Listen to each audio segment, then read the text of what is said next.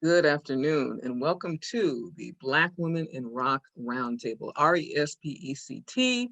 We are the Women's Leadership Project and the Standing for Black Girls Coalition, and I'm very excited to have with us some phenomenal dynamos from the rock music world. Felice Rosser from Faith New York City, Melina Moy, Guitar Gabby, and Samantha Ghetto Songbird Hollins. I am the founder of the Women's Leadership Project and the author of the recently released novel, Rock and Roll Heretic, The Life and Times of Rory Tharp. Now, what was the impetus for this panel, this roundtable? Well, in 2017, I wrote an article entitled The Misogynoir of Rock, which means anti-Black misogyny, for the Huffington Post. And I talked about my experiences growing up in South LA as a Black girl musician playing the flute, growing up, loving rock music, loving rock bands, wanting to play guitar, and really wanting to form my own band. And in fact, my good friend Heather and I initiated a band late middle school, early high school, but we were discouraged because we did not see any Black women rock role models in mainstream media. That just was not part of the mix in that era, and it certainly is not part of the mainstream mix in this era. In the article, I also reflected on Black women's pioneering role in founding rock music, vis-a-vis how sexist, racist, ageist, and homophobic cultural stereotypes about who owns and who can play rock have effectively erased their contributions, such that when we Google the term rock music, this is what we see.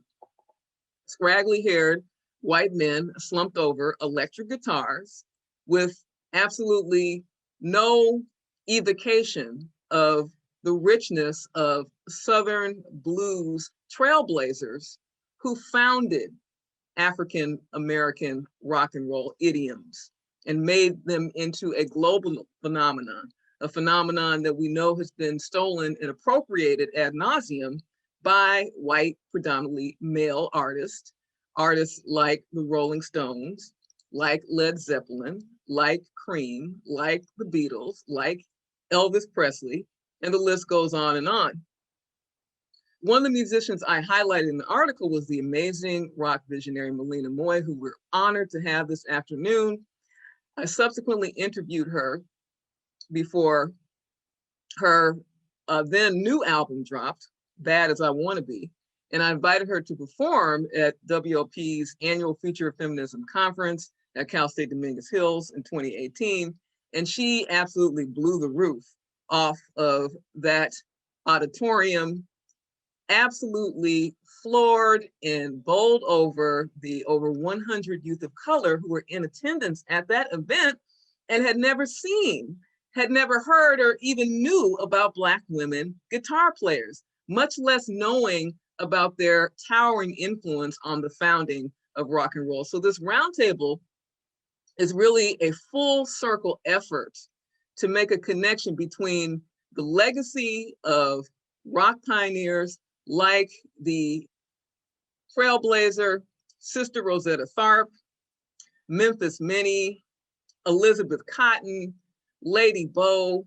The list goes on and on. We're going to be talking more about the contributions of those amazing women, making connection between their founding of rock traditions and contemporary generations of women of color and Black women and girls who are forging their own innovative paths in rock music and who, quite frankly, are critically discouraged and systematically discouraged from delving into genres that are not perceived by the mainstream as being authentically Black, are perceived as being the province of white male virtuosos like Eric Clapton and Keith Richards and Jeff Beck and Jimmy Page, all of those iconic rock gods that the mainstream associates with electric rock virtuosity. Pushing back against that narrative was one of the reasons why I wrote my new novel, Rock and Roll Heretic. And that will be a giveaway this afternoon for adult audiences, adult readers. And it's an homage to Rosetta Tharpe.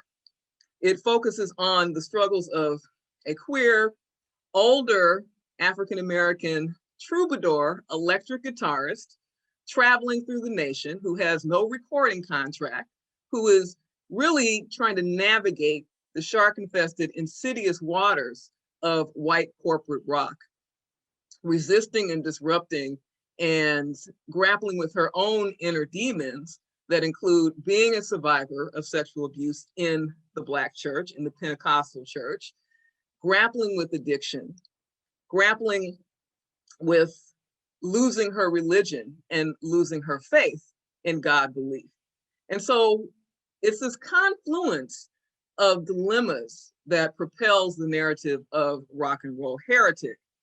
And this afternoon, we're going to candidly break down the experiences of our rock trailblazers on this panel, talk about the dynamics that they have to navigate in the rock industry, dealing with predominantly white record executives and predominantly white audiences who have very limited expectations about the capabilities and the social and artistic capital of Black women, and making a connection to next generation leaders like our WLP youth and our Rock Camp LA youth, who are going to facilitate this panel. And at this time, I want to introduce one of those next generation leaders, our WLP program coordinator, Clay Wesley, who is a phenomenal spoken word artist, an activist, a leader, a mentor. And I have had the profound opportunity to be a mentor of Clay for well over 15 years and have watched her in her maturation and development as an intellectual and a leader. And Clay is going to talk a little bit about WLP's community programs, and then I'm going to ask our community partners, Girls Rock LA, as well as the Mar Rock Music Academy, to speak about their programming. Yes, no problem. Good morning, everybody. As you guys see this Gardena High School picture, that was actually me in the center very much long time ago, and just getting started with WLP. At the time, I believe that I really needed this organization. So I do think that it literally stands as a organization that is helpful and empowering to young women of color.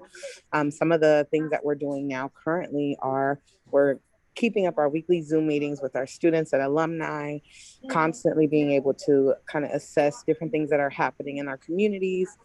We recently had a Standing for Black Girls initiative that was pushed out, and we were able to get free therapy for young women of color throughout South LA who needed access to that.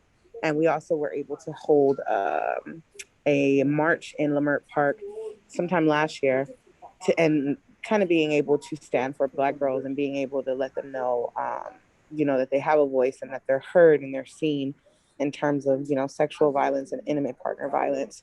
So we are very busy in the community on top of our Zoom meetings that we're doing weekly.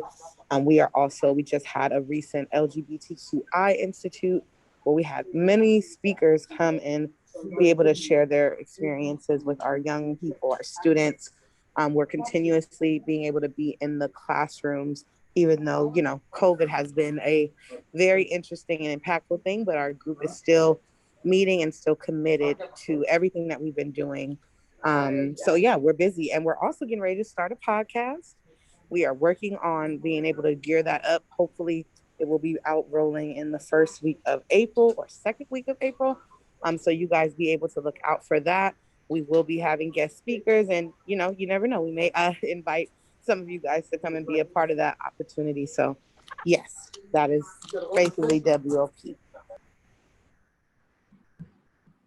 Great, thanks so much, Clay. Again, housekeeping, if everyone could mute themselves, and then I'll probably just override and mute as a host, but just a reminder on that. And at this point, I would like to ask our other partners to come on and talk about their work. If we could have a rep from the Rock Camp for Girls LA come on and talk about the amazing programming that they're doing here in LA County. Hi. It's Mona from Rock Camp. Yay. Mona, did you want to share a screen? I sadly I'm not prepared to share anything on the screen, but I'm so happy to be here, and we're so honored to be partnering with you and the Women's Leadership Project and standing for Black girls with these amazing artists. Thank you so much for the invitation to participate and to stand shoulder to shoulder with you all. And we're the Rock and Roll Camp for Girls LA. We are a nonprofit social justice organization dedicated to empowering girls and gender expansive youth. And we do it through music. And not just music, we do it through the collaboration of songwriting, and we do it through workshops like image and identity.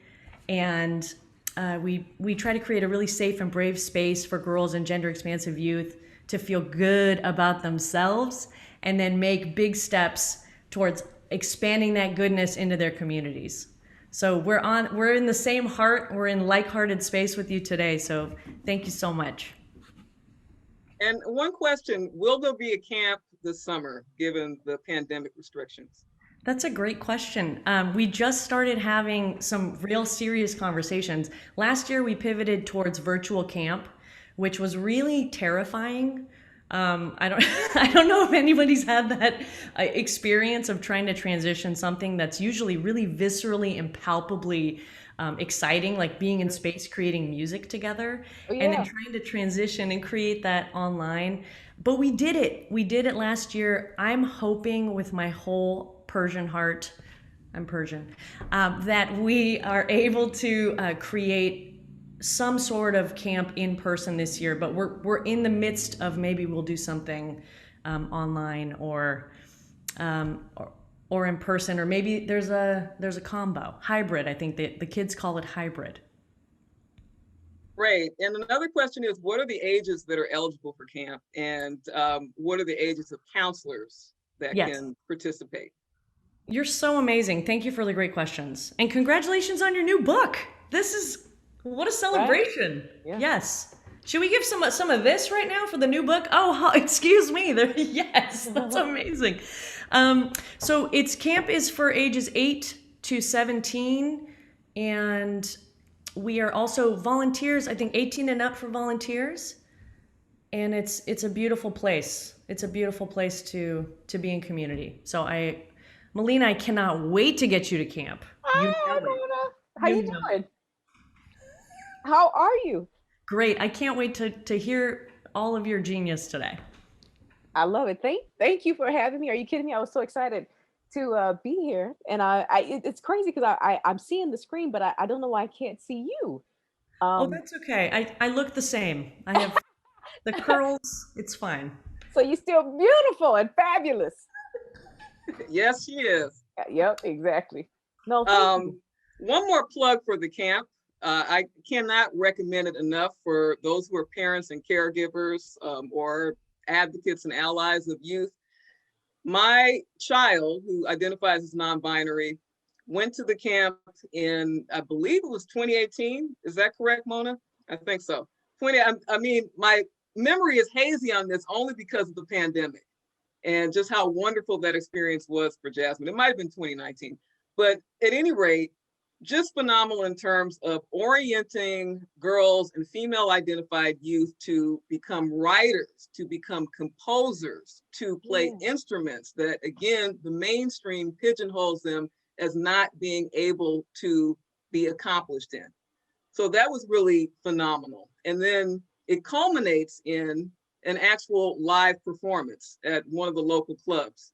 And it's mind-blowing to have that type of platform for young girls across ethnicity and across sexual orientation. So thanks so much for providing that space.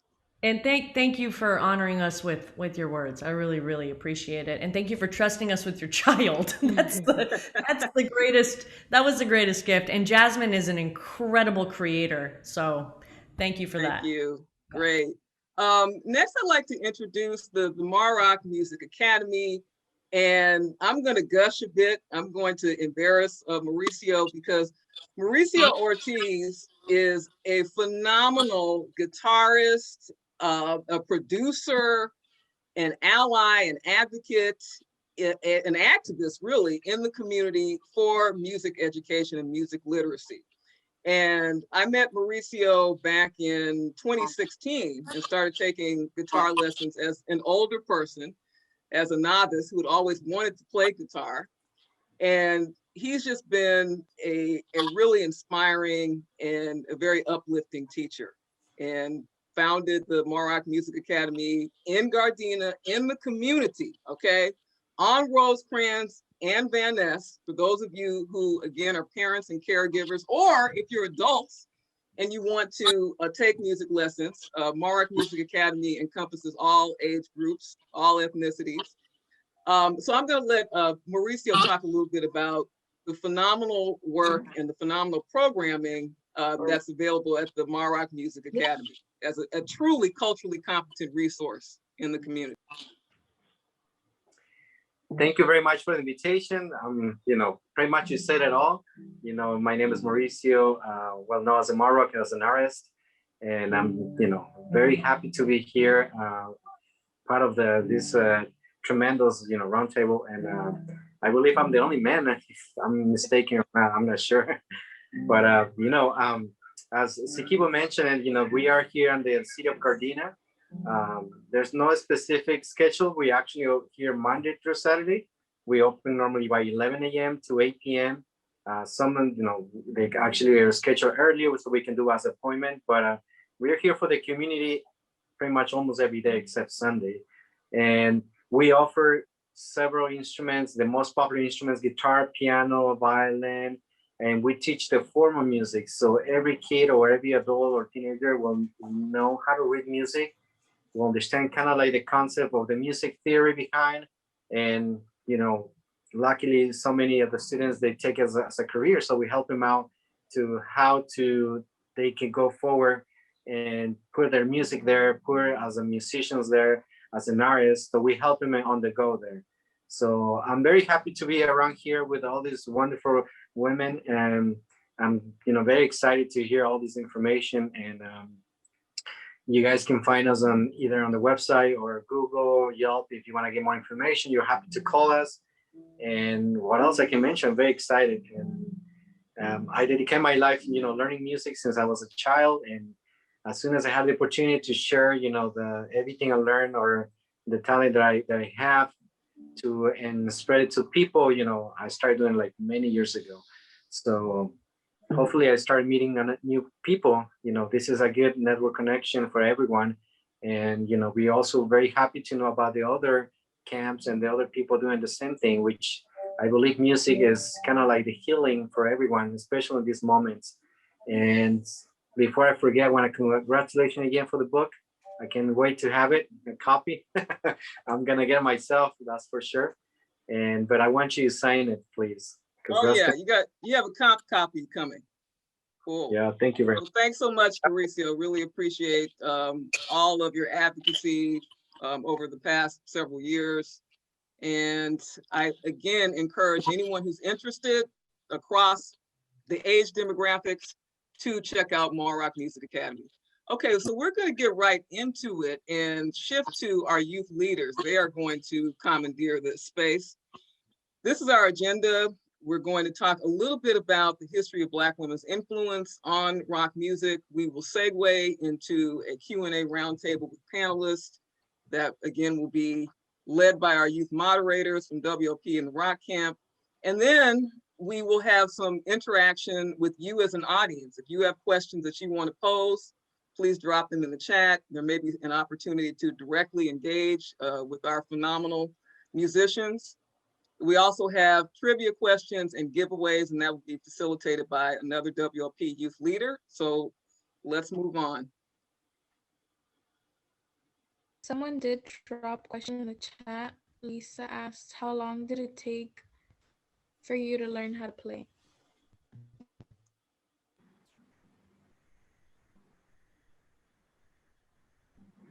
Okay, I'm still learning forever, years and years, a lifetime. How long does it take for you to learn to play in front of people? you know, it's very personal. Whatever you have to say really takes the courage to get up there and say it. So Exactly. you're a guitar player, you want to learn how to play E minor and G, that's 2 chords, doesn't take too long. And there you go, you know. I mean, that's how Right. I Okay, thanks, Felice. So before we get to the audience portion, let's have our youth leaders step up. Brianna Parnell is going to talk a little bit about the 20th century origins of rock music. Okay. Hey everyone. My name is Brianna. I joined WLP in 2018, and I am an artist. I'm a designer. I'm a music lover. I've been trying to teach myself how to play guitar for a few years, but I think I'm gonna get some lessons from Mauricio, like definitely. So yeah, I'm just happy to be talking with you all today about the 20th century origins of rock music and Southern Black culture. Rock music originates in the early 20th century with African-American blues musician guitarists, singers, and percussionists. Many came from the Mississippi Delta region, where playing acoustic guitar, diddly bows. I'm gonna like be really serious. I turned 20 today, and I had Happy birthday. Thank you. I turned 20 today, and I had to look up what a diddly bow was. And I was like, okay, oh, that's really cool. It's a 1-string guitar, if for anyone that didn't know. And it actually reminds me of an artist by the name of Bushy One String. He actually plays his guitar with 1 string. So that I didn't know this. Yeah. So yeah, Mindy came from the Mississippi Delta region. We're playing acoustic guitar, diddly bows, banjo, harmonica, piano, and other instruments was common among poor and working class African-American tenant farmers. Early pioneers in the 30s and 40s include blues players Robert Johnson. I know a lot of rock guitarists credit Robert Johnson for like his amazing skills and his technique that he used in his guitar playing. Charlie Patton, Son House, Skip James, Sister Rosetta Tharpe, Memphis Minnie, and Muddy Waters. I'm a fan of Muddy Waters, actually. Champagne and Weed was like one of the first songs that someone recommended to me. But key characteristics equal electrified, amplified guitar, percussive driving beat, repetition, a verse and a chorus. For example, the song Satisfaction and I Love Rock and Roll. And I would say, and everyone can say that rock music has influenced pretty much every genre across the board, from pop, R&B, hip hop, from rap, country, alternative, industrial, glam, disco, all around the board. So we have rock music to credit for a lot of just the originality and just the culture of music that we are experiencing today. And yeah, so I'm gonna get into Black women in rock history, important figures. Sister Rosetta Tharpe. She was born in 1915, died in 1973. She was born in Cotton Plant, Arkansas. Mm-hmm. She pioneered guitar distortion. Yes, like the tone of her guitar when I first heard it, amazing. I was like, is this an electric guitar? Is it acoustic guitar? I don't know. It was like an acoustic electric or something. It was really cool. And she's a great performer all around. She played in church choirs and big bands and concerts around the world. And she died in relative obscurity. One thing I can say though, that from research that I've done is she did, well, I'm gonna just read it. She's a Black queer icon musician who came into the spotlight in 1938 with her rollicking song, Rock Me. Over the next 2 decades, she crossed between gospel and blues. So yeah, from my research, I can tell that she collaborated with a lot of artists who were gospel, and then they're also into secular music, but Sister Rosetta Tharpe, she stayed mostly gospel, and a lot of people respected her for that because her music still did well in the charts, even though it was gospel solely, like from the heart. So, and notably Black and white audiences during the days of segregation. I saw a performance of her and the audience was mostly white and they were really enjoying her music. And you couldn't tell about the racial tension that was going on at the time because it was just about the music, which is like really beautiful. Her most famous song, Strange Things Happening Every Day from 1944, has been cited as one of the first rock and roll records, and Tharpe heavily influenced early generations of rock musicians such as Elvis Presley, Johnny Cash, and Bob Dylan. And that's from the Shreds magazine. Thanks for listening. Thank you, Bree, for that amazing presentation. Hi, everyone. My name is Zori Petrus. I'm a member of WLP and a Gardena alumni. I joined in 2017. So I love this group so much because we get to do presentations like this and meet amazing people like everyone on this call. So thank you for coming. I will be talking about Elizabeth Cotton. She was 1893 to 1987. So Elizabeth Cotton was born near Chapel Hill, North Carolina. She was a left-hand guitarist, self-taught player, and began when she was 8 years old. She pioneered cotton picking, which is a style of playing alternating bass style with her fingers and melody with her thumb. She retired from playing the guitar for 25 years, except for occasional church performances. She did not begin performing publicly again and recording until she was in her 60s. And I think it's so awesome that she's a left-handed guitarist, and I believe we have one on this call. But yeah, that's Elizabeth. Thank you. Thanks, Zori, and hi everyone. I'm April. I am a former camper with Girls Rock LA. And right now, this is my first time with WLP and just with this program, and I'm super excited to be a part of this. So the Black woman artist that I'll be talking about today is Memphis Minnie. She is one of the prominent figures in this genre of rock music, which is not always associated with Black women, but is really rooted in the Black experience, and that's something that's really overlooked way too often. But she lived from 1897 to 1973, and she was born in Louisiana and has been described as the most popular female country blues singer of all time. And she was also a longtime club performer who is recognized for her strong voice, finger-picking style, and her prominence as a musician in the Chicago blues scene of the 1940s and 1950s. And from a little bit of research I did, she was known to present herself as being really feminine and ladylike, but she also was described as sometimes aggressive when she needed to be and was not shy when it came to fighting. So I found that to be really interesting. And I think it says a lot about the sort of history we're talking about today. And in general, her music has really helped to shape the sound of modern pop music. And she's been covered, interestingly, by white rock artists like Led Zeppelin and Jefferson Airplane. And I think now we're going to show a little bit of her song When the Levee Breaks. We can go to that link. Thanks, April. Let me see if I can segue into that. Okay. Ooh.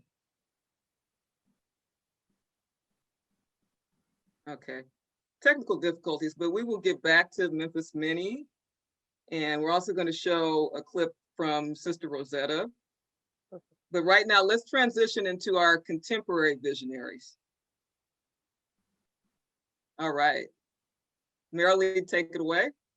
All right. Hello, everyone. I'm part of WLP Youth, and I'm excited to be here today and present Samantha Ghetto Songbird Hollins. She is an independent rock and roll singer, songwriter, guitarist from Northern Philadelphia.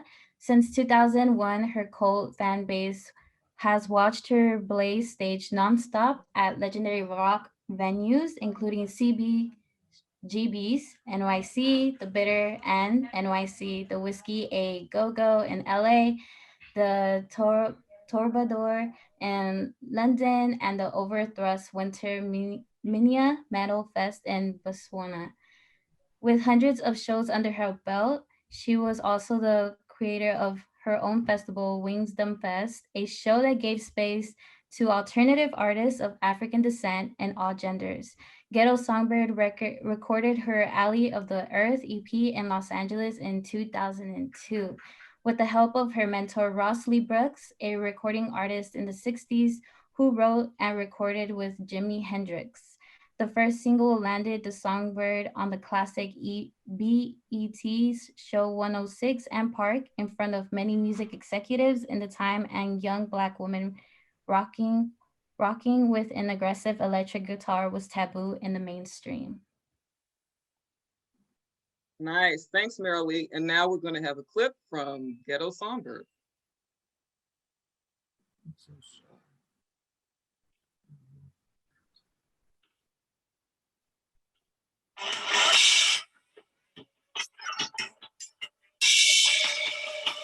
Did it go off? Or?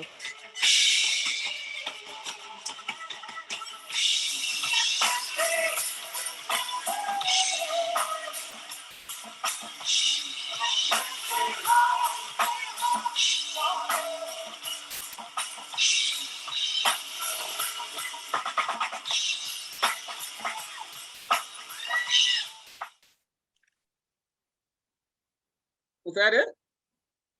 Yes, it was 30 seconds. Oh, okay. We didn't see Samantha. Yep. I see All we saw was a guy. I think someone else is sharing their screen Oh. right now. Oh, you didn't see the video? No. No. Oh. Oh, Gentlemen. yeah. Okay.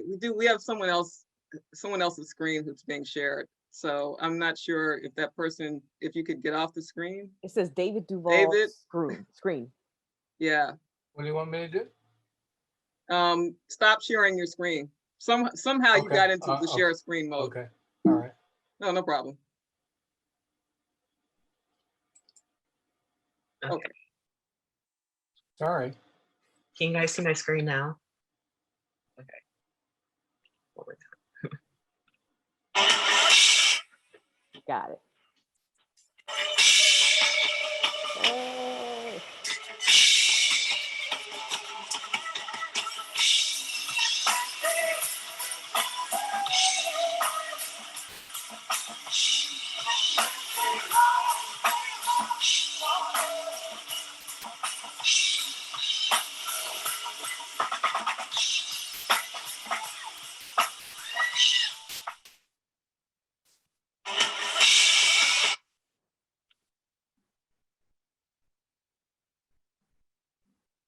Awesome. Okay, let's go back.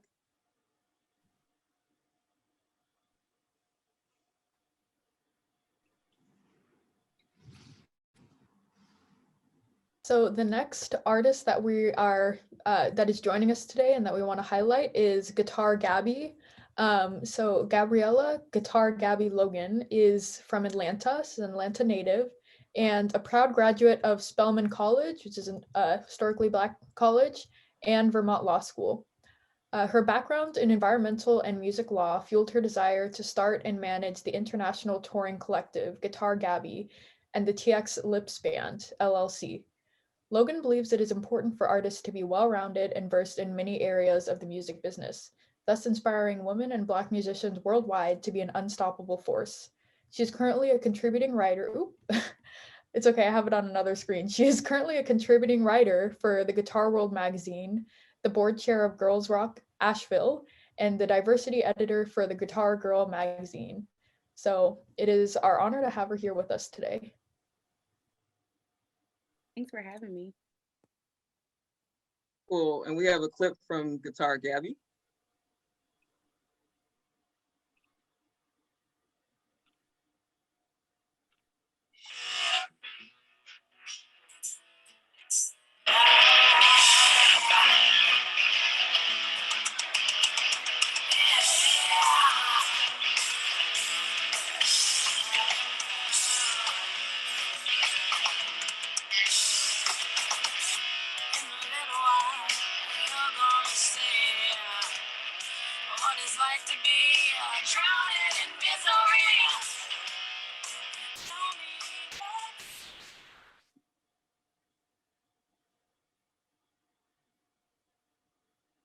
That was dope.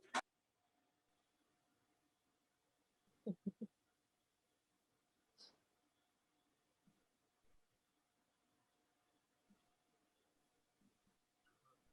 really excited. The boss Molina. Thank you. Amazing guitarist, Melina Moy. So, Zori, you're muted. Unmuted? Unmute. Can you hear me? Oh, okay, sorry. I was saying I'm really excited to introduce Melina Moy. So Melina Moy is the singer, songwriter, actress, co-founder of drivefolk.org, and considered one of the top guitarists in the world by many guitar magazines. Her current album, Bad as I Wanna Be, was #1 on the Billboard Blues chart for 2 consecutive weeks. Her sound is rock with funk and soul elements. Her last album, Rock and Roll Baby, spun 3 singles in the top 40 on several different Billboard charts. Her single, Chaotic, featuring Lucy Collins, debuted at the top of the Billboard 140 charts at #5 as one of the most shared songs in the country. Melina has honored the Queen of England, made history playing the national anthem on guitar as the first African-American female guitarist to play the anthem at a major sporting event. She has also performed at the Rock and Roll Hall of Fame tribute concert honoring Chuck Berry. She was the first woman on the Experience Hendrix tour featuring Eric Gales, Kenny Wayne Shepherd, and Zach Wilde, and more. Thank you. Thank you for being here so much. Thank you. It's amazing seeing you live. Dr. H, which video do you want me to show? The one that I sent you in the chat. Oh yeah, okay.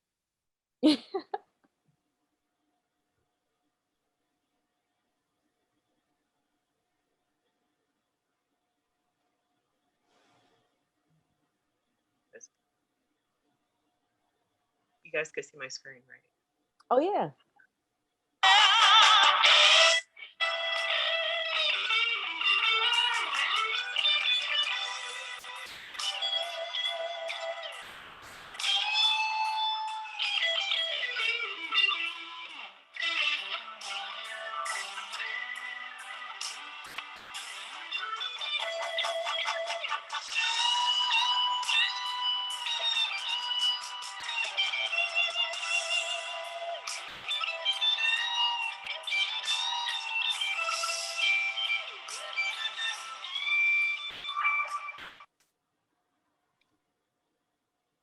Here's Eric.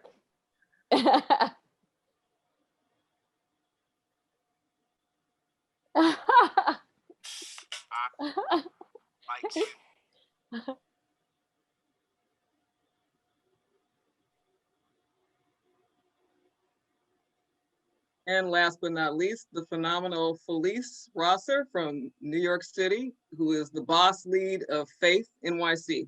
Take it away, Array. Okay, can everyone hear me? Yes.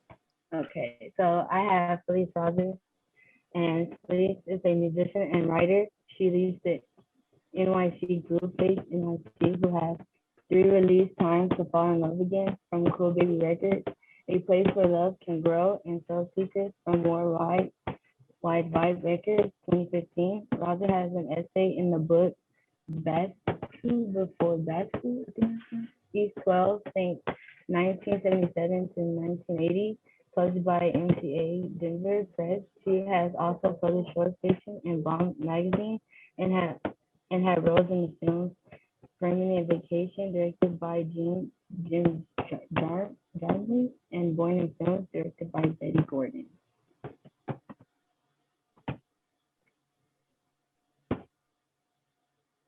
Phenomenal. Thanks so much, Array. And I don't know if we're able to get Felice's clip up right this second. I just sent it to Zori. Okay, Zori, you got it? Yeah, I'm just sending it to my phone. Okay, cool. My computer. It's like we're multitasking with the different platforms and different technologies here. Beautiful. Doing anything at all is a blessing. Thank you.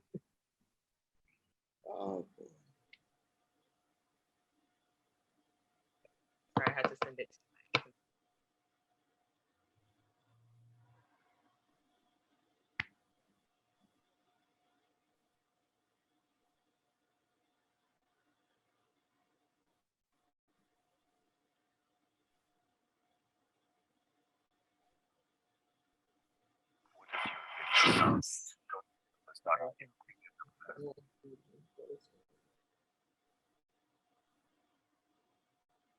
Got it?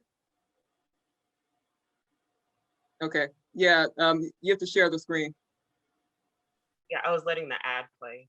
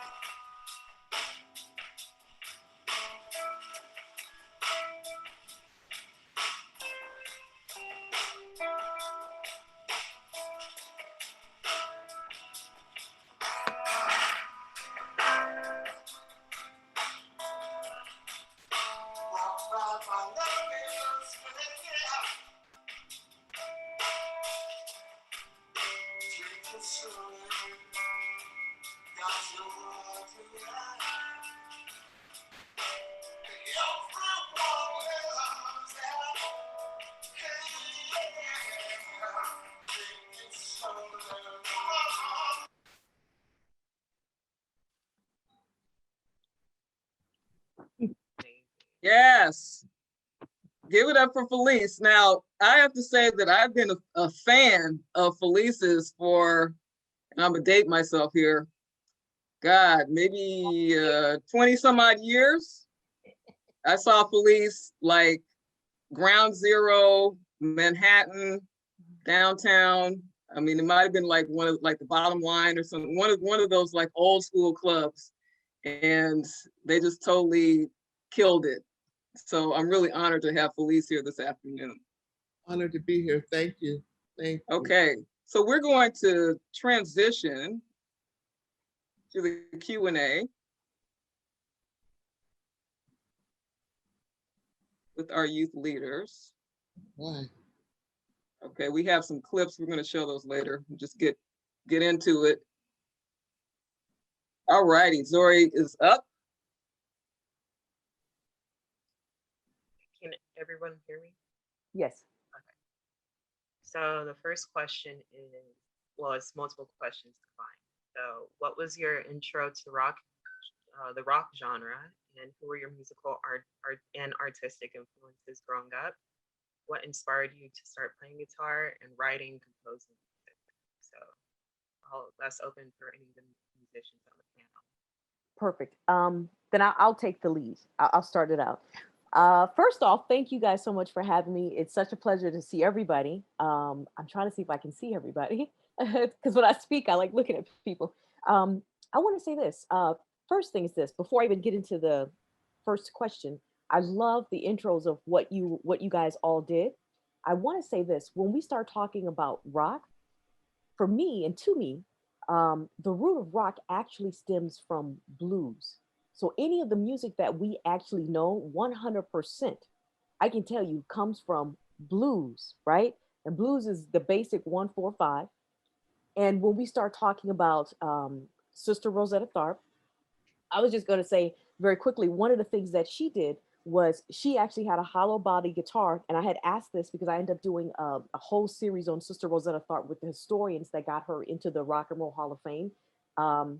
And what we had came up with was because she wanted to be heard. So she wanted to go with this particular guitar. When we started going to electric guitar, she was definitely the person who started bringing in the distortion way before Jimmy. She was born way before Jimmy. So it was actually Sister Rosetta Tharpe. And there was something else. When we were talking about with the series that So my mind got so much going on, but so bottom line is Sister Rosetta Tharpe is definitely she's the godmother of rock and roll. And one of the other pieces about this is when you start talking about gospel, I was always using analogies when you think about rock music, which brings us to this. So the genre of rock music, for me, when I start to think of that, I go, that 100% comes from church. Because think of it this way, when we're in church, a lot of people know with Baptist church, we have the preacher's always doing the yells, always that is rock music. When you start to put that together, you start to go, we feel like we are all together channeling some energy, right? That energy then translates to stage. That all came from church. Think about it. Sanctified churches, that is rock. So somewhere in that particular space, Sister Rosetta Tharpe, because she was doing gospel, rock, blues, you're right. She was crossing over different genres and they didn't know how to actually place her in certain places. So, and more people started coming in, she was forgotten about. And then those people, because again, now you're talking about the white artists started covering the music and they felt that that would actually sell more so than the black artists. And it's proven that Elvis Presley was always coming to the churches and pulling from that particular space simply because, again, it's the feeling. Think of it that way. So when you think about rock, for me, I always go back and I say, you know what, 100%, my intro to rock music, believe it or not, would probably be church. And I had no idea that that's exactly what I was looking and witnessing, because that is sanctified. That's a feeling, that's an energy. It's the yelling, it's the aggression. It's, think about the Little Richard, all of those pieces, the keyboard, the guitar, all of those images, all that for me is there. And then I start to go, I come from a musical family. So my mom, my dad, my mom plays drums, she sings. And my mom also was doing some stuff with Tina Turner for a while as well. So Tina Turner would always be a person for me that I would say definitely that I saw. And then, yes, so, but believe it or not, I would also say too, it's also about not just, and I have to be honest, because we didn't have a lot of African-American, let me say this, they weren't always talking about a lot of African-American women. So when I started really looking at things, I was always brought up to don't look at yourself as a woman or a Black woman. If you do guitar or you sing or whatever you do, approach it with everything you have and do it like a man would do it. Don't let, my father would always say to me, don't allow you being a woman not be the reason why you aren't as aggressive as you should be on stage. So go out and really put your energy and your feel into what you're doing. So, and I would say for me playing guitar, I was like 9. My father gave me a guitar. It didn't work for me as a right-handed player. When he left the room, I flipped it upside down. And then I started playing it that way. So I actually play left-handed upside down like Elizabeth Cotton. So she is left-handed and she actually does play upside down as well. So I thought that was super cool. And one of the things is because, and I'm gonna shut up, a lot of people always would say, and this is very true, the world is made for right-handed people. So my dad initially just said, you know, Melina, I don't know why we didn't just give you a left-handed guitar. But it was also because there were always right-handed guitars around. So then I would just play those guitars and then I just never, I tried to fix it and be a lefty, but it didn't work because I was already so left-handed and upside down that all my chords and everything that I do particularly are inverted, but they work and that's it. So I'll shut up. Thank you. You gave a lot of great insights to how you got started. So we appreciate that. We're going to open up the question for one more artist to answer this specific question, and then we'll move on to the next one. So does anybody else want to answer it? I can jump in. My intro to rock was a little bit different. I didn't, my parents were not, sorry, my puppy's in the background. She just started squeaking. I'll try to talk over the squeaks. But my parents weren't musical. My dad is in law enforcement. My mom was an educator. And my grandmother on my mom's side was an educator. But then my dad's father, he dabbled in the music industry and a little bit in songwriting.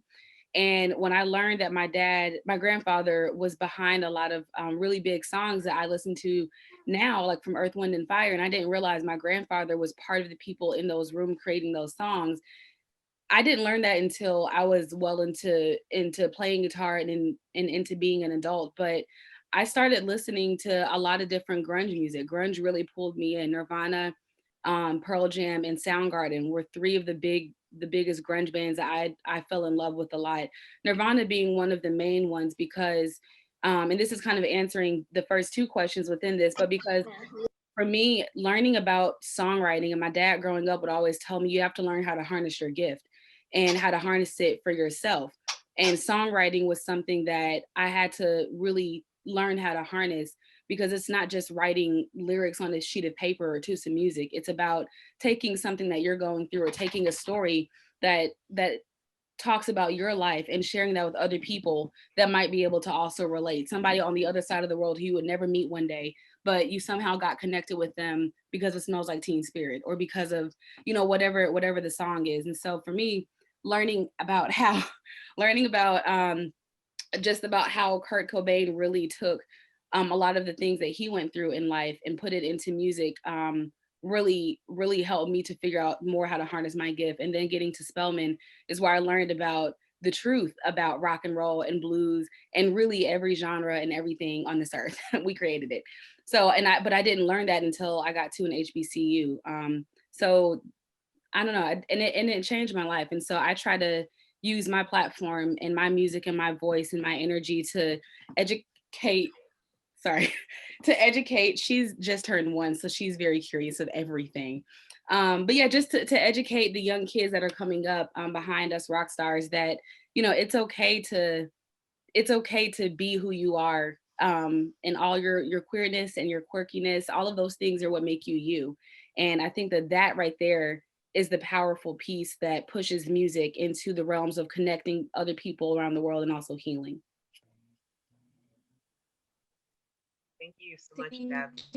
you for that response. I wanted to ask a question. What early messages did you get about Black women playing guitar? Well, personally, what early messages? Zero, because when I was coming up, there were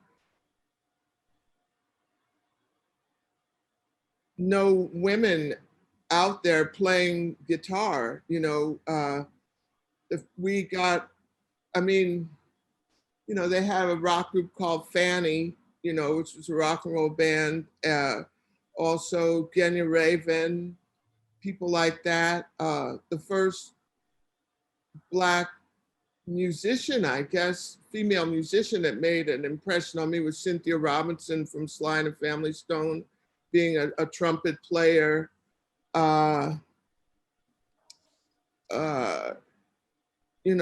Sly's sister, Rose Stone, being a keyboard player. But coming up, I would say the main message for me, as far as Black women in music, was that if you had to sing gospel. If you were a singer, you had to be Aretha Franklin, and if you were not that, then you kind of didn't have a place in popular music. You could have a place in jazz. Alice Coltrane certainly was inspirational, but it took a little time until personally, for me, the punk rock days, which is where my background is. I'm from Detroit, and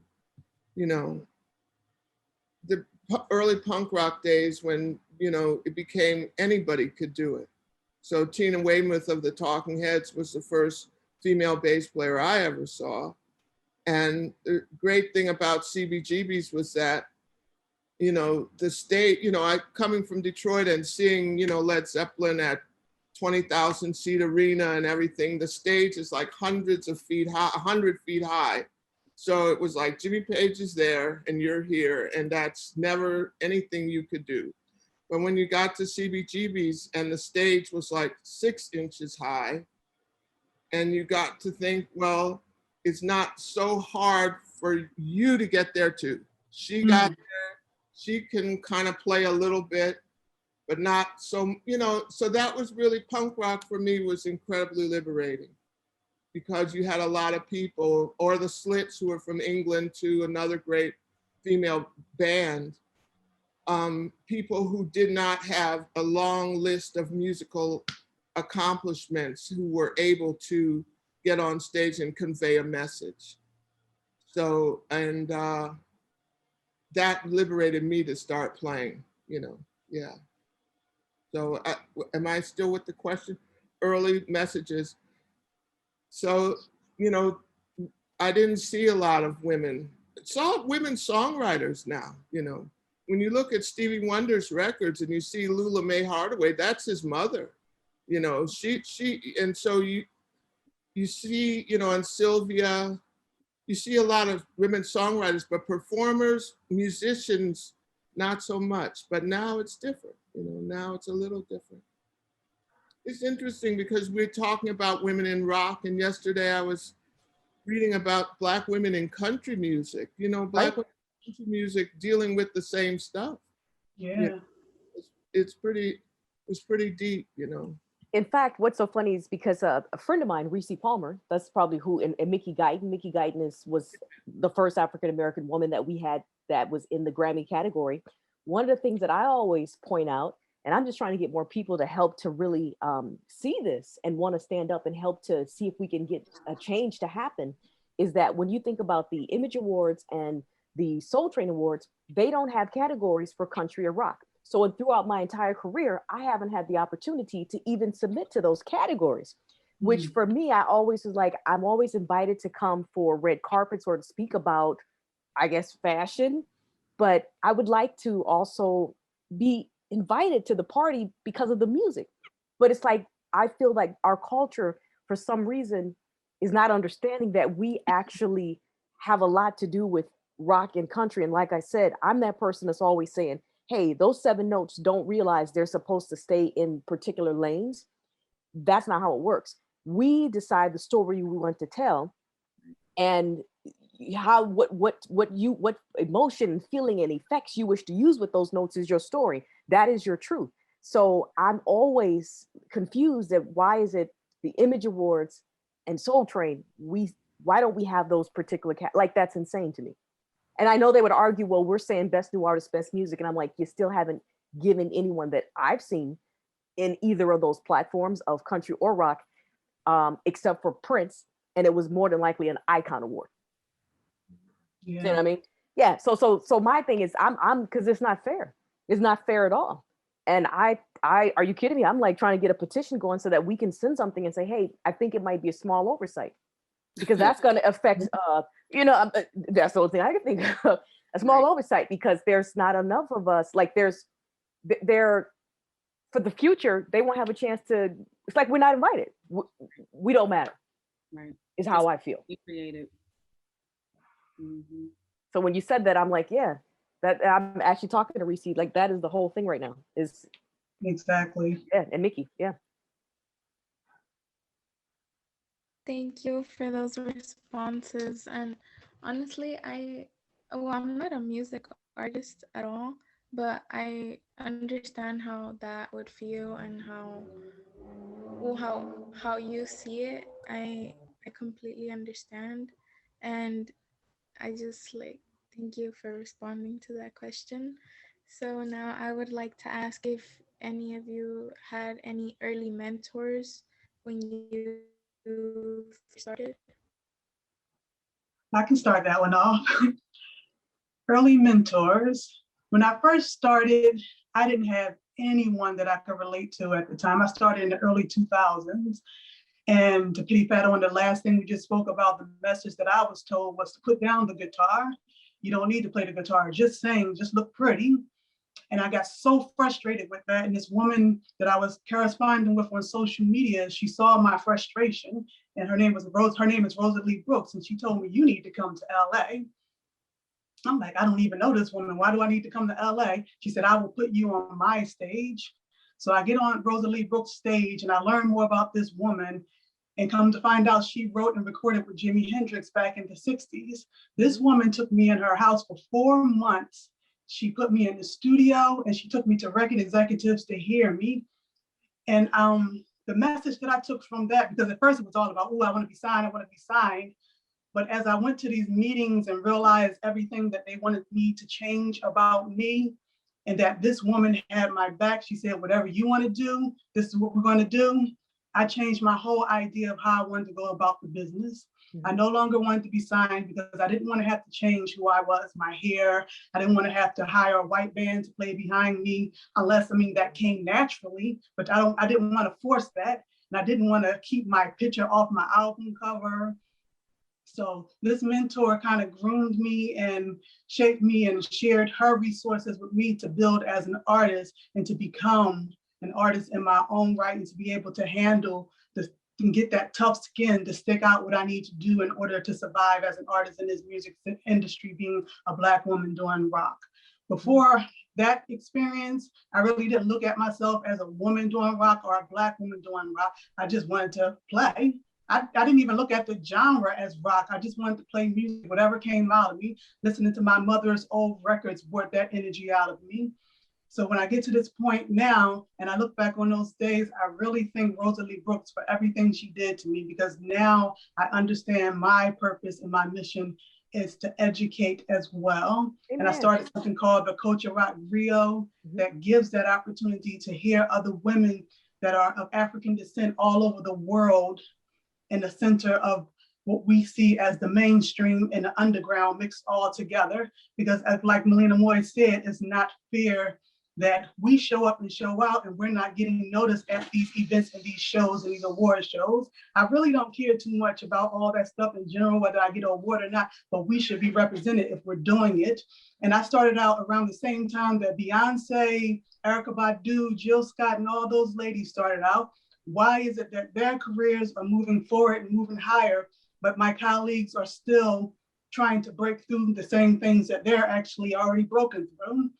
So when I look at what my mentor did for me, she made me realize my place in the industry and what I need to do in order to help that ball rolling and not just think about myself. Yeah.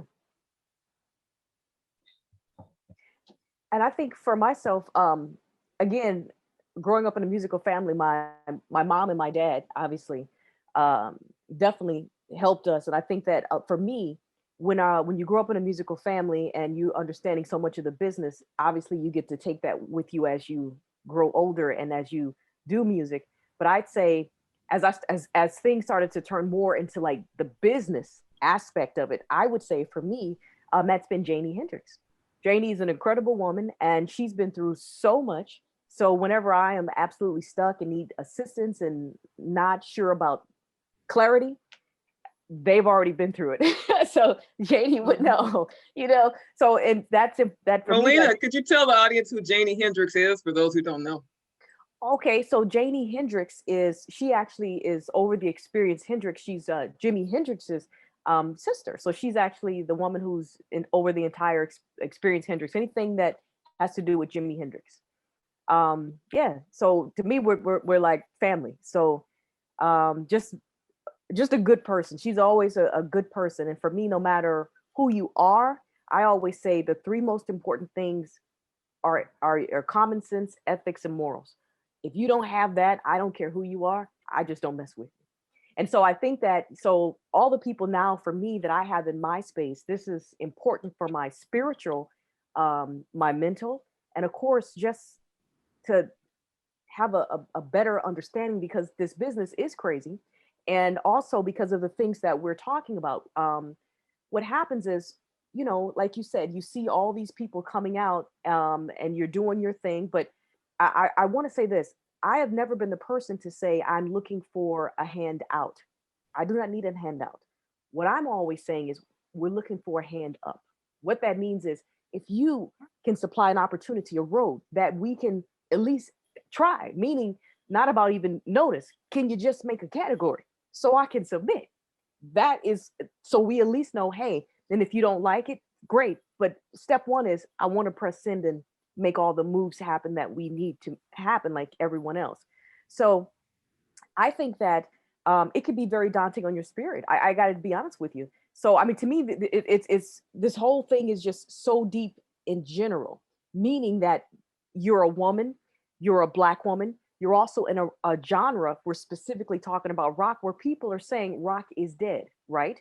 And now you're telling me that you play an instrument. That's crazy, because to them, they're going, first of all, guitars aren't even in mainstream anymore. So how are you making this happen? And there is no rock scene. So one of the things that I have been advocating since 2018 with my last album is, I don't know where you're looking, but I can tell you that women are now, we've always been doing it, but people are paying attention to us, but we've always been the ones playing these instruments. And now there's more of us. And have you looked online? And then now suddenly here we are in 2021, and people are realizing, yeah, this whole, the platform now is definitely social media. Like, it's ruling everything, everything. You know what I mean? Which is important, because it's also allowing us to even the playing field for us in certain areas. And I think that if you start to look at things as a business and understand who you're dealing with and understand how they perceive things, it gives you a better understanding of how you can maneuver in what you're trying to do. And then you'll see that certain places and things that you wanted, they were never even set up for you to win. Because, and I'm gonna tell you why.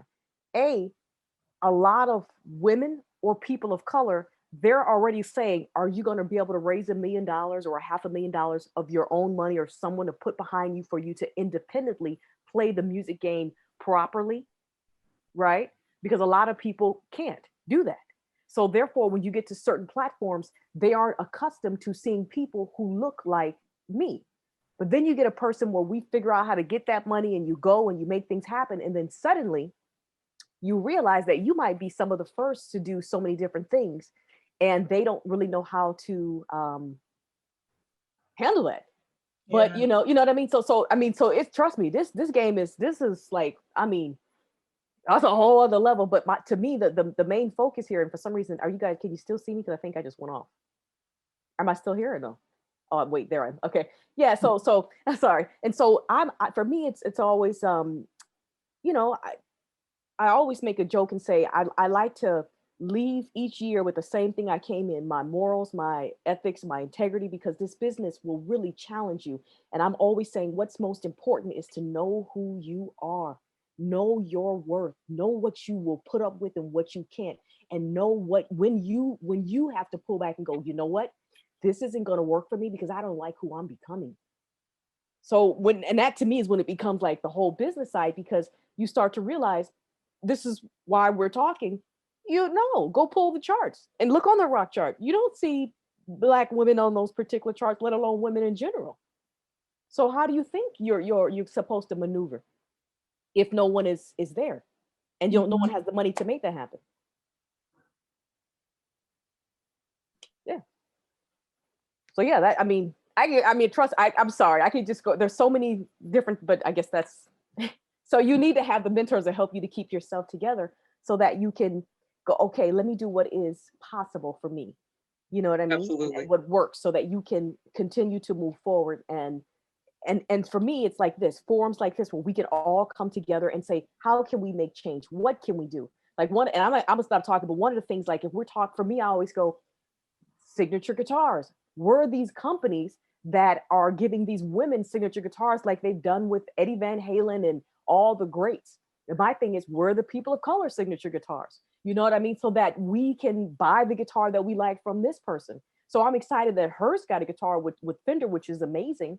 And one of the things that I'm constantly saying to individuals is, if you are that person who has the opportunity to get those type of guitars, you want to ask something. You want to say, how many women and people of color have you done partnerships with? Because that's giving them an indication of you saying, I'm looking for a forward-thinking company, and you're going to more than likely be the disruptor, meaning you're going to hold them to that, because you have the authority to help to change the way for the rest of us coming through. That is part of the job. That's how it works. So that they know, to be fair, you got to somehow make this landscape. So we have to do it ourselves, because unfortunately, you have people in position that aren't quite, they're not there yet, meaning that they're still set in the unconscious biasness of America, which is taking us right back to what we're saying right now, which is the Black side, the white side, rock, women, and how for us it's not making sense and it doesn't work. Well, guess what? You've never even tried to put the money into it to make it work. So how can you say something doesn't work? Yep. Because one person felt that, it doesn't mean it's not going to work for this other person. Yep. So I'm that person. So, yeah, it becomes a self-fulfilling prophecy of failure and right. Disenfranchisement. So, right. Yeah. Just moving on, only because, I mean, this Please. Is really rich, evocative, and profound commentary. And we only have about 18 more minutes. Sorry. No, it's fine, Melina. It's excellent. And fortunately, we're capturing this. We're memorializing it. I wanted April to pose her question, and then we'll have time for a couple more from WLP and the Rock Camp for Girls, and then we will go to some audience questions. Yeah, so this next question is a little bit similar to the early messages question, but it's basically, how do you feel that you've been perceived in the music industry, both when you were first starting out, like just a beginner learning the ropes of your instrument, and versus now being established artists, especially in these times where there's a lot of uncertainty and social justice awareness and lack of awareness. So I guess I'll just pose that question, and whoever wants to take it up can. I'd love to jump in really quick on that, because growing up, like a lot of while my dad was not musically inclined whatsoever, he still is not, even though he thinks he's my creative director. He was very, very keen on, I don't know everything about music, but what I do know is that it is a business, and I'm very good at business. You have to know the business. If you do not, you will get eaten alive.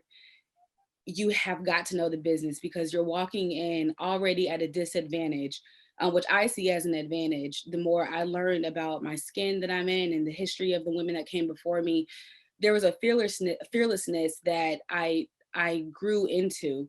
And I'm still growing into along my journey. But I've always been perceived, especially now, I've always been perceived as the difficult, Black woman, or, she always is asking questions or always asking for things. Like, kind of piggybacking off a little bit of what Melina was just saying, like there was a company that I was endorsed with, ESP Guitars, and on paper I still am, but I stopped putting my Black creativity into pushing their products out there, because whenever I came to them about, you could at least give us an Instagram post during Black History Month or something. Like whenever I would come to them and I came prepared with ideas. I'm a well thought out person, and I came out with all these ideas, ways that we can do clinics together in communities of color to make things more accessible.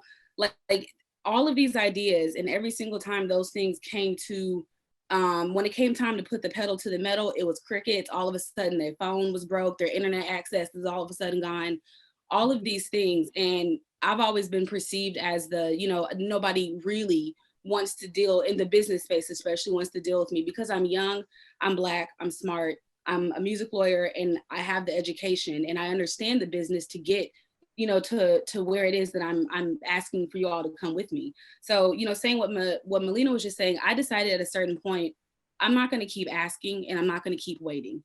So I've just decided I'm going to migrate and move to organizations and companies and entities that are like-minded and want to build another table with me. I don't want to see the y'all's little crusty table. I want my own table, and friends of mine and other people that are like-minded who are here for pushing for representation in the industry. Those are the people that I want to be at the table with. So even if you did give me a front row pass to sitting at, this table, in the music industry, I don't even want to be there, because once I get there, I'm still going to feel like I feel now. I'm still going to feel like how many other Black girls out there feel. And a lot of times they don't necessarily feel comfortable to even speak that truth on social media or even in those rooms. So the short, I guess I don't want to be preach and go too long with it, but that's how I've always been perceived. And at first I used to I used to look at it as something negative. Maybe I need to dial back. Maybe I need to do something wrong. There's definitely a time and a place for everything. But the core of who I was and who I am, when I'm coming into those rooms, I'm coming on behalf of all of my sisters in rock and roll. It's not about me. This has nothing to do with me, but I don't mind being the mouthpiece to give you the letter from Sisters at a Thorpe to get these signature guitars made. So yeah, that's how I've always been perceived. But I think that there's beauty in that, and I think that it's also inspiring for other Black girls out there that are watching me and Samantha and all of the amazing women that are on this call. I think that there's a lot of beauty in that, and to that I say, keep going. Yes. I would say also for me, I'm not sure when you say if you're talking about as a guitar player or the business of how they perceive. But let's say if it's guitar playing. Yeah, I think that just from me being a woman and performing or playing, people at first are always going to be like, yeah. And then I was always the person where they would tell me, hey, you're holding the guitar wrong. And I said, oh, okay. And then I take it and flip it upside down. And then they go, oh my God. So I'm always, I like to say I'm from the show me state.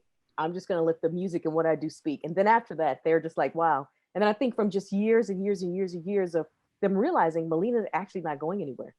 And I'm always the person that says you should look at someone and you can see how deep their situation is and how real they are by not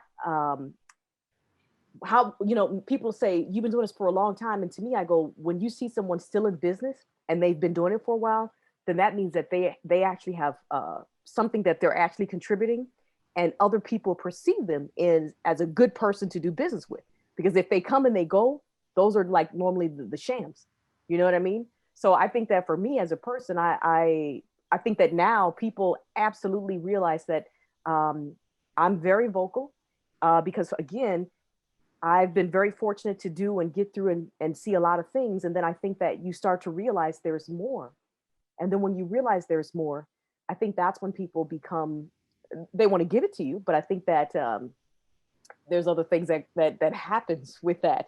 But it's all about, I think, just pulling yourself together and no matter what, maintaining yourself how you want to be seen. So I'll say that. Exactly. I feel like I've been perceived too cultural and too social conscious. It's almost as if they don't want that there. Well, I've been told they don't want that there. And I've been told to listen to the radio. I love your music, they say, but go listen to the radio and you come back to me and switch up the music a little more and give me some more of those radio lyrics, and then I'll deal with you. And I've been very persistent in the way that I conduct myself with business and the way I handle myself with my craft. I've never changed. For the past 20 years, I've been the same in my beliefs, and I've grown in my beliefs. And there's an audience out there for that. You don't have to have what they consider the audience that's listening to the radio, the mainstream radio, or the mainstream videos. There are people on social media. Social media made it so easy to connect to those audiences all over the world. And whatever one person is perceiving you to be, there's another one that's seeing something totally different. So I feel like opening myself up to the world and going to different places, especially Africa for me. I watched this film about this singer-songwriter named Rodriguez. Mm-hmm. And in the United States, he could not get an audience. He couldn't get the respect he deserved from record labels or anything. He went to South Africa.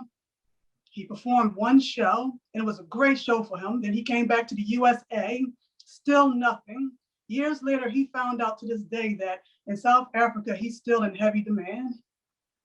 So traveling, experiencing the world, experiencing maybe places that might not be the biggest venues, going to the smaller venues, going to someone's living room, whatever it takes. Do not go with the perception of the others, because the others will make you feel like you don't belong and that you're not good enough and that you're doing something wrong. For a long time, I thought I was doing something wrong. And I realized when I went to Africa, when I went to the UK, I'm not doing anything wrong. Even in LA, it was a whole different vibe there. I just had to find my audience and not buy into their perception. So do not buy into that perception. Find your space and place in whatever you do, and you'll be okay. For real.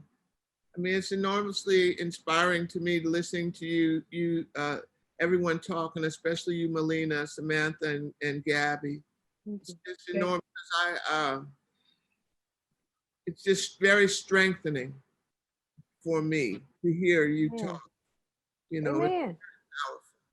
And you know, yeah. I mean, I don't know how I'm perceived. I can't even deal with all those offices and the people saying this and that. You know, it's just I can't.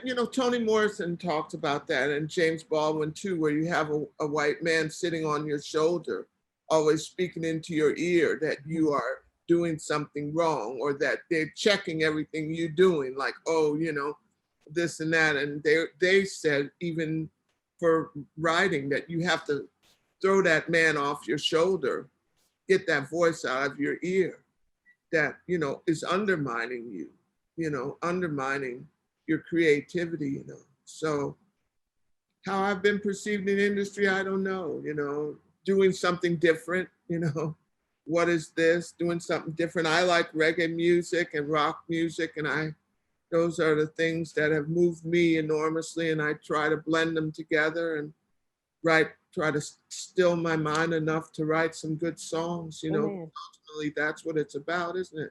Yeah. Oh, yeah. Yeah. And they can't, if it somehow catches in the ether, it's amazing, right? Yeah. So, but then that comes with like being centered or somehow being available. Amen. Yeah. So, yeah. Yeah. Amen to that. Yeah. So. Thank you so much for all your responses. We really appreciate everything. And we want to just ask you all one more last question from us, and then we'll go to the audience. It's number 7. Do you support music education for youth of color in your community? If so, how? I love things like this because over the last 6 or 7 years, I have an international all Black female rock collective. And what I first started off doing was, yes, the shows, the rehearsals, all that kind of stuff. But for me, it was important to go back to education. I'm an educator from just my career experience and then by blood because my mom and my grandmother. So it's always been in me. And we've always partnered with girls' rock camps all around the world to bring the missing component of business and music education to young kids where they are at 5, 6, 7, all the way up to like 20 something years old. And that's always been a challenge, but it's always been a fun challenge because I like figuring out how can we take something as serious and hefty as copyright law and break it down for a 5-year-old to understand, but then also ramp it up for the next workshop session for an 18-year-old to understand. And, I taught a couple of workshops this past week. And while some of the kids were like, I don't know what she's talking about. I know that they're going to remember this down the road because I remember when I was in camps their age, but my experience was being in science camps. It wasn't being in a music camp. It wasn't being able to see Black women or see somebody that looked like me coming to me in person or through Zoom and telling me about something that I didn't know that I should care about, business.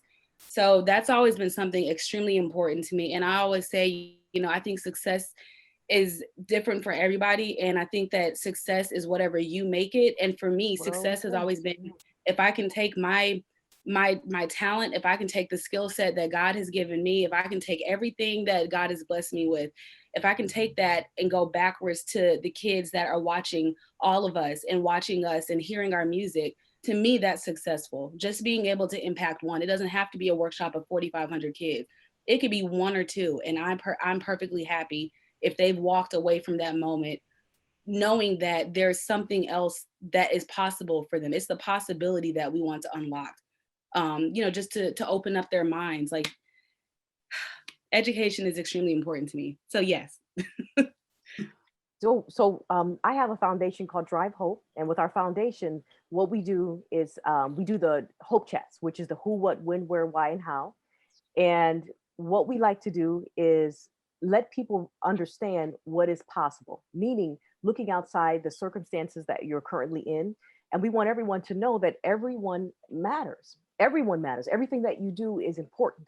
So maybe you don't want to be Beyonce, but there are many people that work behind Beyonce to make her Beyonce. So we bring in people like that who will share their experiences. Maybe they're an illustrator, maybe they are the guitar tech, maybe they're the teacher, maybe they are the educator. And we want them to realize that these things are also possible. And I think that for me, also just wanting to share my story so that people, I don't know, I think that when people see that we're so much alike, that there's something and there's some form of freedom when you are absolutely living in your truth. You make and give other people the privilege and the honor to do that for themselves. And, you know, with our Drive Hope, again, Mr. Stevie Wonder, he heard about these kids that their program was cut in school, and then we got them together and he loved how they sounded. And it was just amazing for them to see Mr. Steve. We put some videos up of Mr. Steve performing with these kids, and then for them to just go, oh my God, to be on stage with somebody like that, and then to just imagine. For me, it's about the magic, to think today I'm here and my life, or this is happening, but yet this is so incredible because here I am with this guy and I'm standing in this audience, in front of this audience and singing. And so I don't know, I'm always the person who believes in the miracles. And I think that it's important for people to realize that those miracles happen every day, and that everybody is entitled to them. They're there. And sometimes you don't realize it. My dad always says this: opportunity has a slick way of coming through the back door and is often described as temporary defeat or misfortune. Perhaps this is why so many fail to recognize opportunity. Wow. So yeah, so I'm always like just saying, just no matter what, do you, be you. And if you see someone that is not like, they're lashing out online, and I see things, that's what made me start to reach out to so many of my other peers. Because I said, man, I'm seeing this sister really, she does no idea. I know you need somebody to talk to, because that's the person I wish I had when I was coming through with certain things that I could speak to, because this is very confusing and it'll make you think something's wrong with you. So I'm always going to be that person who will take a moment to say, hey, I want to explain to you what happened to me.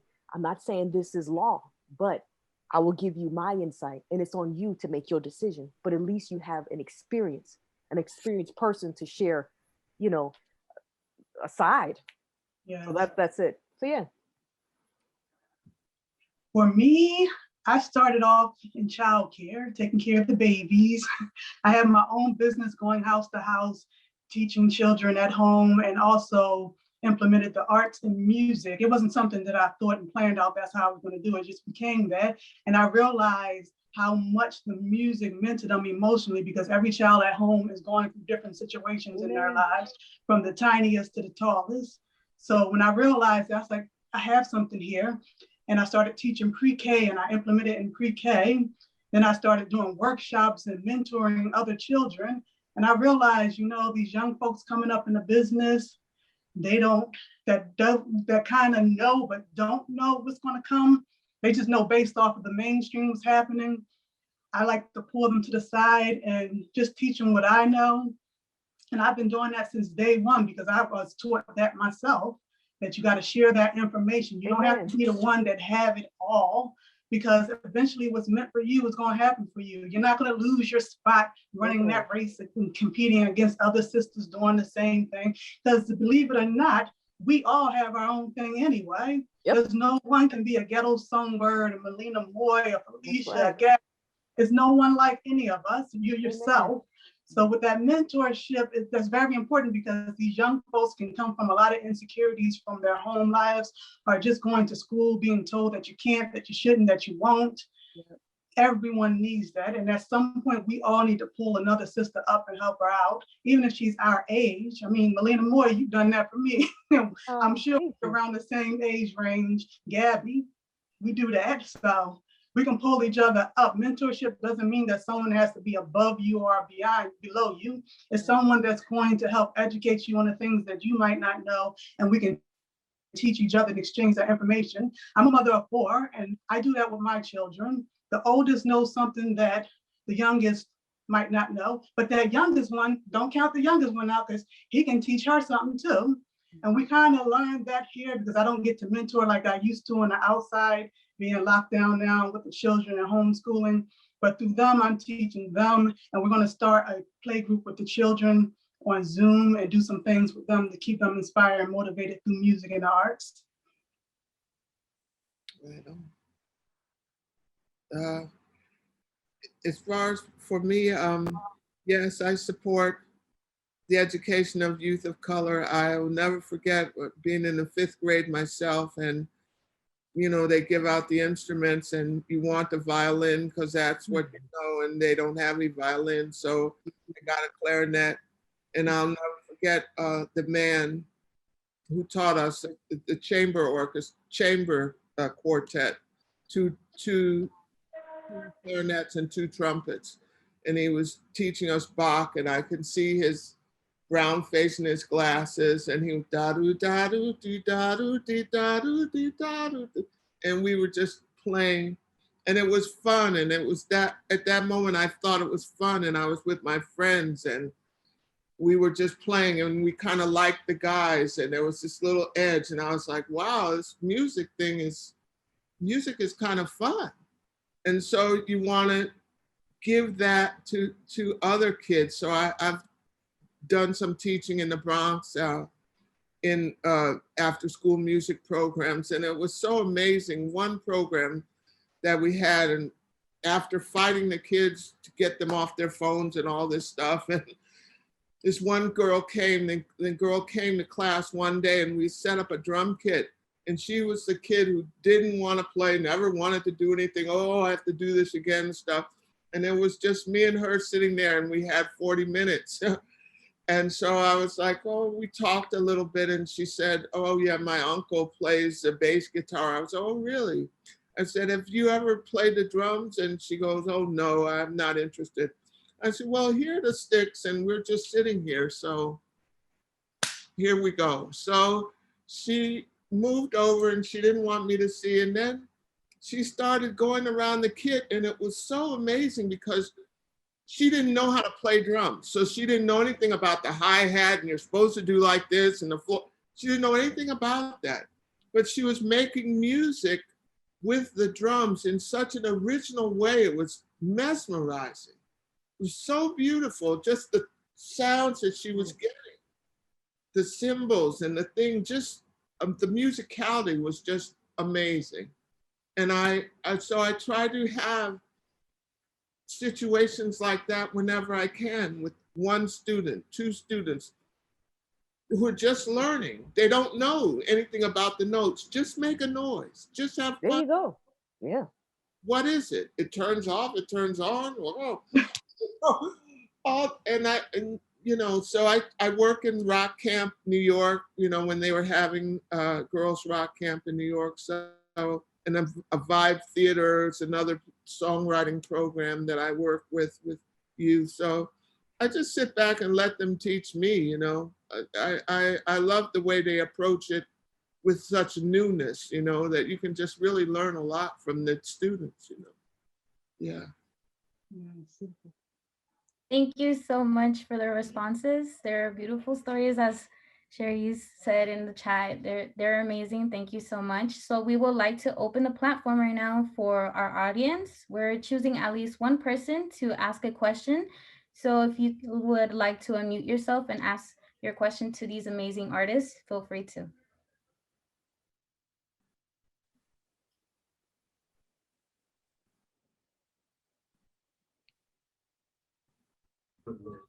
In New Hampshire, nor have I ever worked in New Hampshire.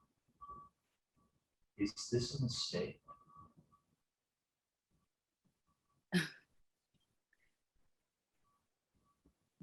There is a question in the chat asked by Lisa. Recommend music schools for adults, online jam circles. She said she's just trying to expand her music circle.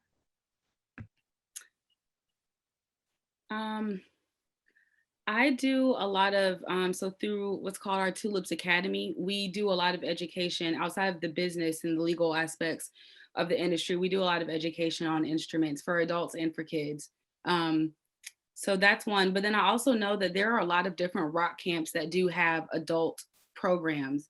I don't know if they've migrated to doing online jam sessions, but I have seen they have adult jam sessions and education throughout the summer. And then they have like the Girls Rock Camp Alliance. I know they have one. I forget what it's called, but it's on their website. Just Google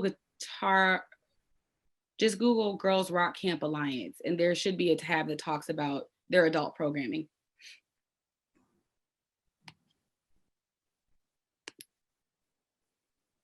Someone else said in the chat, what music projects are you working on now?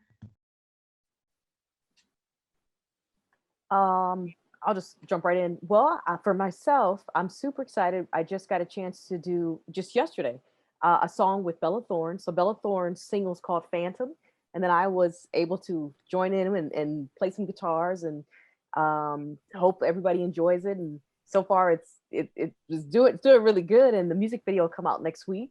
And then I'm working on my new album. Can't wait to share that with everyone. And then I have a couple other partnerships that I can't wait to announce.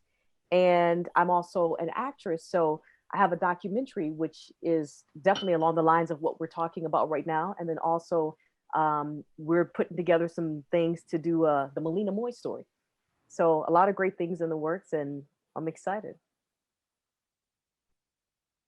I'm working on the Culture Rock Grill, which is my baby right now. I'm a writer first, even though I like to rock out and sing and everything. I'm a writer first, and I love to tell stories. So through my Culture Rock Grill, I'm going to be telling the written story, but soon I'll also be telling the visual story. My travels, I'm putting together a lot of the work that I've been taking pictures of, video of, and experiencing and compiling into something that's going to be pretty awesome and different from me.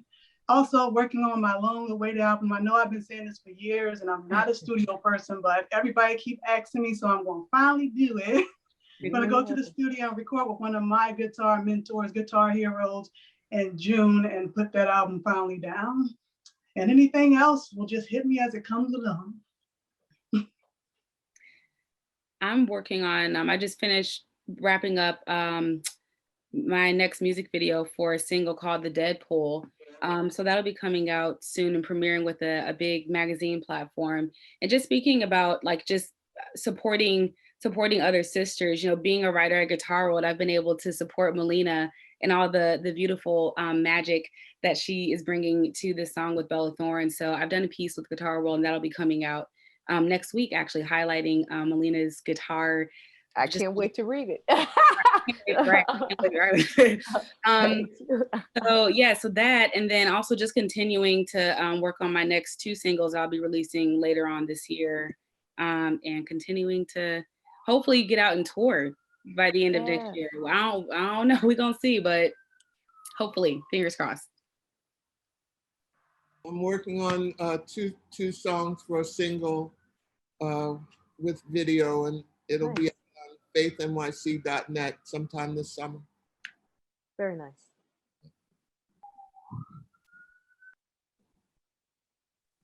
Okay, we have one last question from Carolyn. How can we support all of your creative efforts, especially within Black Radio or Industry Awards? You know what? I'll say this: keep spreading the word to your friends, and I would say when you see platforms like this or places where we can all come in to have conversation, continue to share your truth so that others see you. And I always say that we're stronger together, because the more of us there are, and the more that we start to say, hey, there are some things that we need that could be a small oversight, I think that people will start to really realize and listen and say, okay, enough, let's try to really make a change. So I'd say no matter what, don't stop, follow everyone, keep the conversation, educate yourself, look at YouTube, go to Google, watch films, and do research. And yeah, and just continue to do research on the genres of music that you love, and you'll see where these origins are coming from. That's what I would say. And I would briefly just piggyback onto that and agree, like definitely education. I think education is key. So just continuing to educate yourself and if you don't know something, don't be afraid to ask, or don't be afraid to look it up, and have vulnerability in being wrong sometimes, and looking for the right answer. I think there's a lot of beauty that comes out of that growth. Yeah. Making it normal for people to understand that Black women created rock and roll.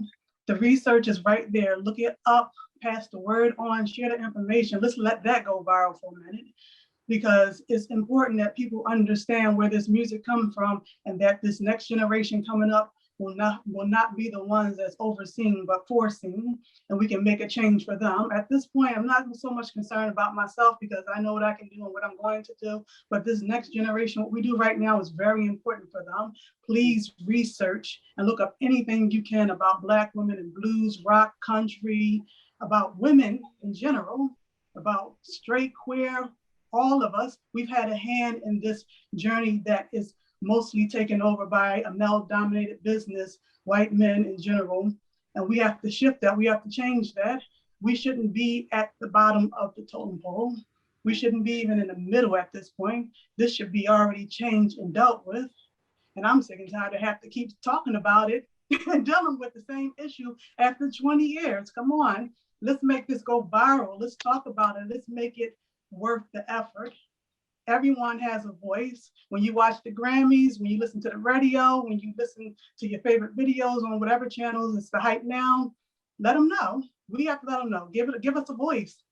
We need your support, because the people make this world go around, and people will realize that once they actually use their voice.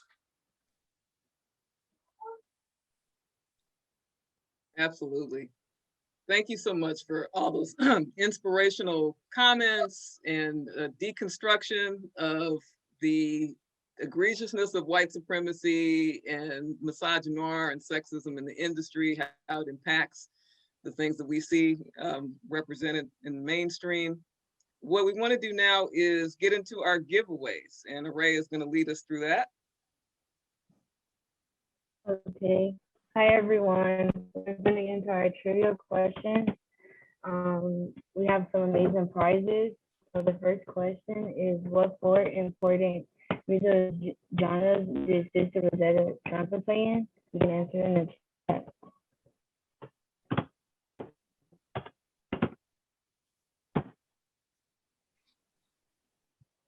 Do we answer that or someone else? So this is for the audience. Okay, perfect. If folks could, oh no, it's okay. If folks could just respond in the chat. And if you could just keep going with the questions, Array. Crystal's right, she says. What how do you pronounce that word? Black woman based. I don't know how to pronounce the word. What in Black woman based also writes fiction. I'm sorry. Okay, great. I think we have a response in the chat, and let's just move on to number 3. What Black woman guitarist has a background in international law?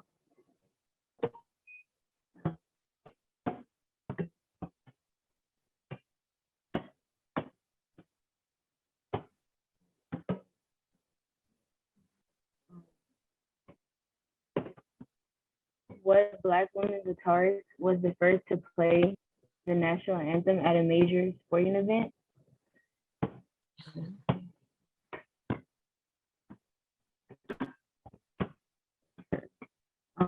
Name 2 infraternal Black feminists from the 20th or 21st century.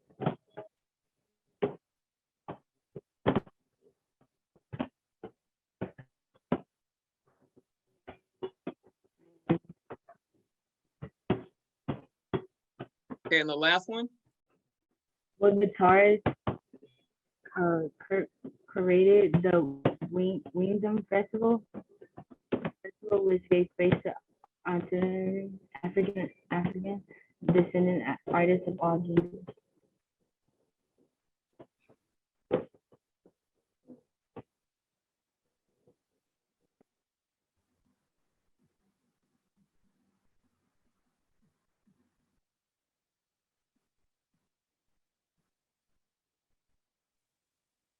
Okay, great. So I see responses coming into the chat. I think only 1 or 2 were not answered, but we'll keep those up on the screen for another few seconds. And we're going to close out. I know that we're over time. I really appreciate everyone for hanging in, because this has been a phenomenal panel with commentary that is so profound and so critical, particularly given all of the conditions that African-American women are experiencing in new Jim Crow apartheid America. I really appreciate all of the wisdom and all of the vision that our panelists have provided.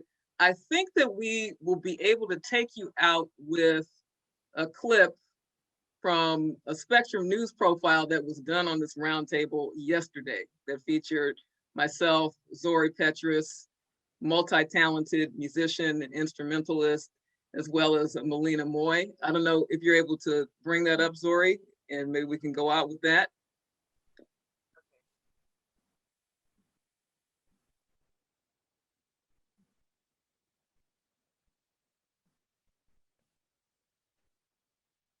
What comes to mind when you think of the pioneers of rock and roll music?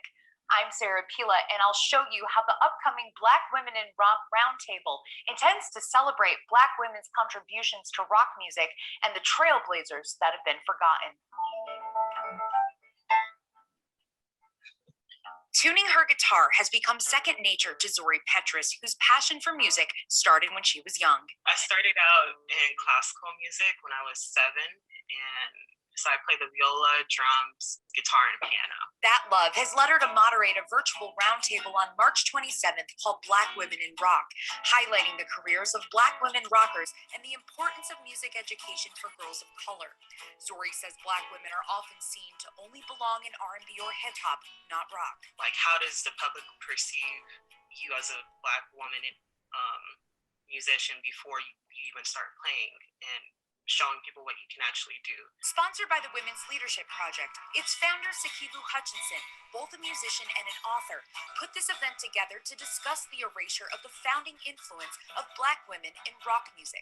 A lot has really not changed when it comes to the trajectory of the industry and marginalizing and erasing the contributions of African-American women in rock. Discussions will stem from her book, Rock and Roll Heretic, a tribute to Sister Rosetta Tharpe, who you see in this footage from the Rock and Roll Hall of Fame that shows early film of her performing.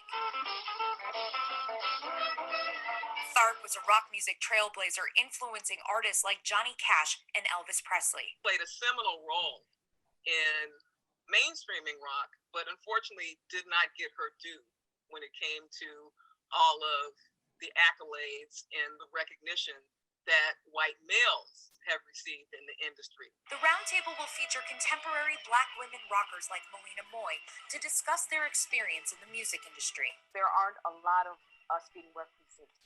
So I think that it's important that spaces, that we occupy these spaces, that everyone has an opportunity to be in the space that they want to be in. While Melina has made music history, the trail she's blazed hasn't produced an abundance of guitarists that look like her.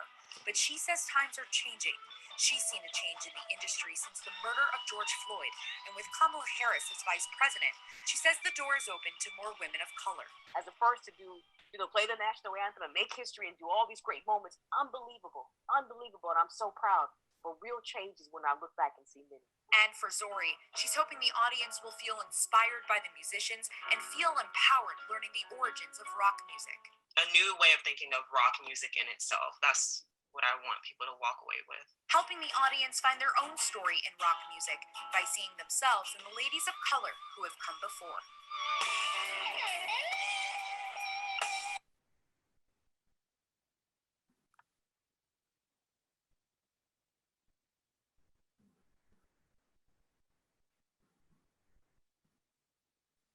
I'll put the link in the chat.